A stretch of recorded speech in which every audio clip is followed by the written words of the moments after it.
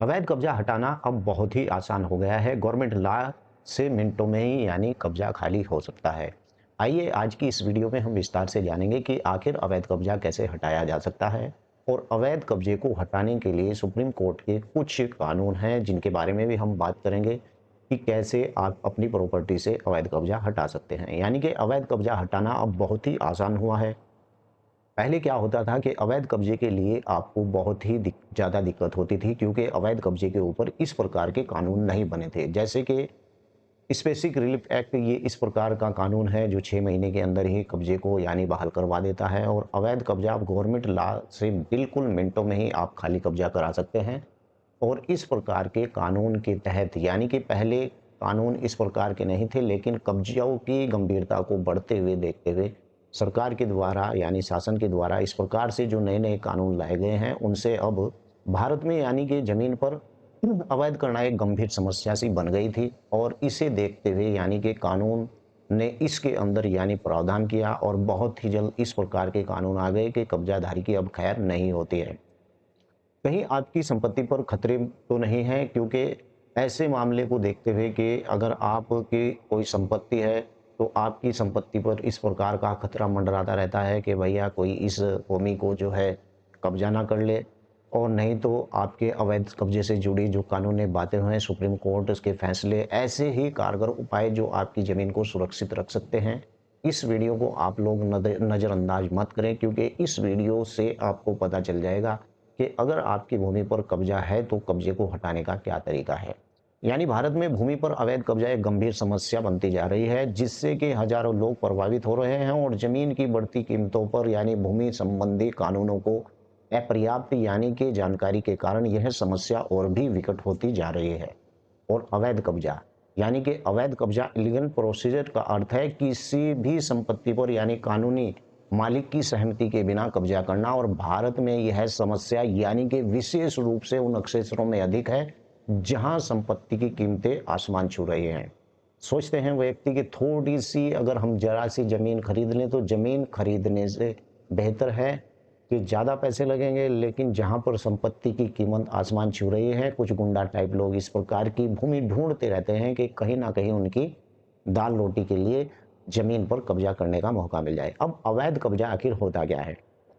वैसे तो मैंने बहुत सी वीडियो के अंदर बता रखा है कि अवैध कब्जा आखिर होता क्या है, लेकिन फिर भी मैं आपको बता देता हूं कि अवैध कब्जे के पीछे कई कारण हो सकते हैं, जिनमें जो मैं बता रहा हूं ये प्रमुख कारण हो सकते हैं।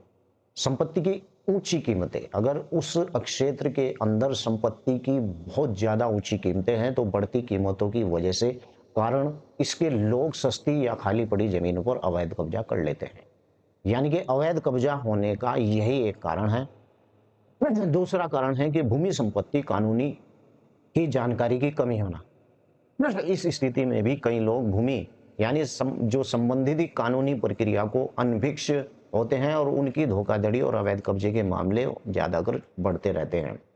लापरवाही, अनुपस्थिति मालिक की, अगर मालिक की लापरवाही है, उसके द्वारा इस प्रकार की संपत्ति ली हुई पड़ी है और वो उसके अंदर चार दीवारी या अपना साइन बोर्ड इस प्रकार से नहीं लगाता है, तो समझ लीजिए कि उसकी संपत्ति पर कई बार संपत्ति के मालिक लंबे समय तक अपनी जमीन की निगरानी नहीं करते हैं और जिससे वह अवैध कब्जे हो जाते हैं। इस प्रकार की जो जमीनें होती हैं उन पर अवैध कब्जा हो जाता है। तो आइए आज हम इस वीडियो के अंदर जानेंगे कि प्रतिकूल कब्जा आखिर क्या होता है। प्रतिकूल कब्जा, एडवाइज पोजीशन, कि आप देख रहे हैं, मैं आपको अपनी स्क्रीन पर भी लेकर के आया हूं कंप्यूटर की। प्रतिकूल कब्जा आखिर क्या होता है? प्रतिकूल कब्जा एडवाइज पोजीशन क्या होता है? मैंने आपको इसके ऊपर बहुत सी वीडियो बना रखी है, लेकिन आपने अभी तक शायद उन सभी वीडियो को नहीं देखा है। प्रतिकूल कब्जा क्या होता है, चलिए मैं आपको बता देता हूं। प्रतिकूल कब्जा एक कानूनी कि सिद्धांत है जिसके तहत कोई भी व्यक्ति किसी भी संपत्ति का कानूनी मालिक बन सकता है यदि वह संपत्ति पर लगातार 12 वर्ष तक बिना किसी रुकावट के कब्जा रखता है। कि प्रतिकूल कब्जा कानून वही है कि अगर आपने किसी की संपत्ति पर, अवैध संपत्ति पर 12 साल तक लगातार कब्जा रखा है, तो 12 साल कब्जा रखने के बाद उस संपत्ति का आपको मालिकाना हक भी मिल सकता है। कब्जा वास्तविक होना चाहिए, ऐसा नहीं कि कब्जा किया और कब्जा छोड़ दिया। मान लीजिए कि जब भूमि का मालिक आया तो आपने कब्जे को छोड़ दिया और जब भूमि का मालिक चला गया तो आपने कब्जा करना शुरू कर दिया। यानी कि कब्जा वास्तविक होना चाहिए और कब्जाधारी को संपत्ति पर वास्तविक नियंत्रण रखना चाहिए। कब्जे कब्जा खुला और यानी कि साफ सुथरा होना चाहिए और संपत्ति पर कब्जा होने ऐसा होना चाहिए कि मालिक इसको इसके बारे में पता चल सके। यानी कि कब्जा इस प्रकार का होना चाहिए कि मालिक को उस कब्जे के बारे में विस्तार से पता होना चाहिए कि हाँ, मेरी भूमि के ऊपर फला व्यक्ति के द्वारा कब्जा किया हुआ है और इस बात का मालिक को पता होना चाहिए कि वास्तव उस भूमि पर किसी का कब्जा है। कब्जा लगातार रहना होना चाहिए और बिना रुकावट के 12 वर्ष तक यानी कब्जा रहना चाहिए। अगर उस भूमि पर कब्जा है तो 12 वर्ष तक यानी कि वहाँ पर कब्जा होना ज़रूरी चाहिए। और जब 12 वर्ष तक कब्जा रहेगा तो ये समझ लीजिए कि आपके वहाँ पर डॉक्यूमेंट्स भी बनेंगे, वहाँ पर आपके इस प्रकार के जो है एविडेंस भी बनेंगे। कब्जा मालिक के विरोध में होना चाहिए, यानी कब्जा जो है मालिक के विरोध में होना चाहिए और कब्जाधारी को मालिक के अधिकार को चुनौती देनी चाहिए। अब अवैध कब्जे के खिलाफ क्या प्रावधान है, यानी कि अवैध कब्जे के खिलाफ कानूनी प्रावधान क्या है। ये तो मैंने आपको बताया कि अगर आपके पास इस प्रकार का कोई कब्जा है तो कब्जे को आप इस प्रकार से यानी कि साबित कर सकते हैं एडवाइस पोजीशन के आधार पर, प्रतिकूल कब्जे के आधार पर। अब बात करते हैं कि अवैध कब्जे के खिलाफ कानूनी प्रावधान आखिर क्या है। भारत में अवैध कब्जे के खिलाफ कई कानूनी प्रावधान हैं जो संपत्ति के मालिक को अपनी संपत्ति से बचाने की सहायता करते हैं और इसमें शामिल है भारतीय दंड संहिता, इंडियन पैनल कोड, भारतीय दंड संहिता धारा 441 और संपत्ति पर अतिक्रमण से संबंधित ये कानून है। इसके तहत यदि कोई व्यक्ति अनाधिकृत रूप से किसी भी संपत्ति में प्रवेश करता है और वहां रहता है तो उसे दंडित किया जा सकता है। दीवानी प्रक्रिया क्या है? दीवानी प्रक्रिया होती है कि संपत्ति के मालिक की दीवानी अदालत में मुकदमा दायर करके अपनी संपत्ति के अवैध कब्जा हटवा सकते हैं। और वशिष्ठ राहत अधिनियम, चलिए मैं इसे दिखा देता हूँ। वशिष्ठ राहत अधिनियम के तहत यानी कि स्पेशल रिलीफ एक्ट, यानी विशिष्ट राहत अधिनियम धारा 5 और 6, मैंने ऑलरेडी इस नियम के ऊपर बहुत सी वीडियो बना रखी है। धारा 5 और 6 के आधार पर यानी कि मालिकों के जो उस भूमि के मालिक को अपनी संपत्ति पर कब्जा वापस पाने के लिए कानूनी उपाय प्रदान करती है। यानी कि वशिष्ठ राहत अधिनियम की धारा 5 और 6 के मालिक को अपनी संपत्ति पर कब्जा वापस करने के लिए कानूनी यानी कि उपाय प्रदान करती है। यानी कि इस प्रकार से जो वशिष्ठ राहत अधिनियम है उसके तहत भी आप यानी कि अवैध कब्जे को खाली करवा सकते हैं। अब आइए जान लेते हैं कि सुप्रीम कोर्ट के इस पर क्या क्या फैसले आए हैं, क्योंकि वीडियो का टॉपिक भी यही है कि अब सुप्रीम कोर्ट के माध्यम से अगर आपके पास इस प्रकार के कागज हैं तो तुरंत आप कब्जा हटवा सकते हैं। सुप्रीम कोर्ट के जो फैसले हैं मैं आइए आपको बता देता हूं। कब्जा कानून को लेकर भारतीय सुप्रीम कोर्ट ने अवैध कब्जे से संबंधित कई महत्वपूर्ण यानी कि फैसले दिए हैं। और कौन कौन से फैसले दिए हैं मैं आपको बता दूं। अवैध कब्जे से अपनी संपत्ति को कैसे बचाएं, यानी कि अवैध कब्जे से अपनी संपत्ति सुरक्षित रखने के लिए कई कदम आपको उठाने पड़ सकते हैं। नियमित निगरानी आपको रखनी चाहिए। नियमित निगरानी क्या होती है कि अपनी संपत्ति को नियत रूप से जांच करें ताकि किसी भी अवैध संपत्ति पर तुरंत पता चल सके कि क्या उस संपत्ति पर कोई गतिविधि हो रही है।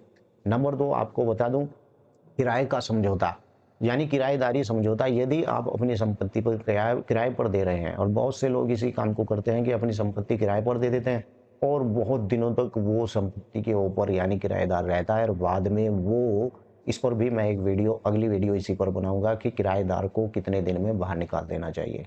और इस पर किराएदार को दे देते हैं। एक स्पष्ट और कानूनी रूप से मान्य किराएदार को समझौता बनाए, यानी कि बिना रेंट एग्रीमेंट लिखवाए। अगर आप इस प्रकार से किसी भी किराएदार को रेंट पर अपनी भूमि दे रहे हैं बिना रेंट एग्रीमेंट लिखवाए तो वहां पर 100% चांस होते हैं कि अगर 12 वर्ष उस किराए को उस भूमि पर गुजर जाते हैं उस किराएदार को, तो समझ लीजिए कि वहां पर वो प्रतिकूल कब्जा दावा साबित कर सकता है। कानूनी सलाह जरूर लें। यदि आपको अवैध कब्जे का संदेह है तो तुरंत कानूनी सलाह विशेषज्ञ से जरूर लें और समय पर कार्रवाई करें। अवैध कब्जे की स्थिति में यानी कि तुरंत पुलिस को शिकायत दर्ज करवाएं। दीवानी अदालत में भी इस प्रकार के मामले को ले जाकर आप उस व्यक्ति के खिलाफ यानी कि शिकायत दर्ज करवा सकते हैं। लिमिटेशन एक्ट 1963 आखिर क्या है, इसके ऊपर मैंने बहुत वीडियो बना रखी है। चलिए मैं इसके ऊपर आपको विस्तार से बता दूं। लिमिटेशन एक्ट 1963 क्या है, सीधा आपको देखना चाहिए क्योंकि पता चल जाए। लिमिटेशन एक्ट 1963 सुप्रीम कोर्ट ने स्पष्ट किया है कि यदि कोई व्यक्ति 12 साल से अधिक समय तक किसी भी निजी संपत्ति पर अवैध कब्जा करता है और मालिक ने उस संपत्ति को कानूनी कार्रवाई नहीं की है, तो कब्जाधारी को संपत्ति के जो कानूनी अधिकार मिल सकता है। और सरकारी भूमि से अवैध कब्जा, सुप्रीम कोर्ट ने यह स्पष्ट किया है कि सरकारी भूमि से अवैध कब्जे किसी भी परिस्थिति में यानी कानूनी मान्यता को नहीं देता है। यानी कि लिमिटेशन एक्ट का मतलब यही है कि अगर आपका किसी भूमि पर 12 वर्ष तक कब्जा है तो 12 वर्ष तक उस कब्जाधारी के द्वारा यानी कि उसे प्रतिकूल कब्जा करने का पूरा अधिकार होता है। वीडियो कैसी लगी है वीडियो के नीचे लिखकर ज़रूर बताएं। आपका कोई सवाल है तो आप वीडियो के नीचे लिख सकते हैं। वैसे तो मैं ज़मीन से संबंधित वीडियो लगातार बनाता रहता हूं, फिर भी कोई सवाल है तो आप वीडियो के नीचे लिख सकते हैं। चैनल को सब्सक्राइब जरूर कर लें अगर आप पहली बार इस यूट्यूब चैनल पर आए हैं। वीडियो को लाइक करना, अंगूठा दबाना ना भूलें। जय हिंद, जय भारत, खुदा।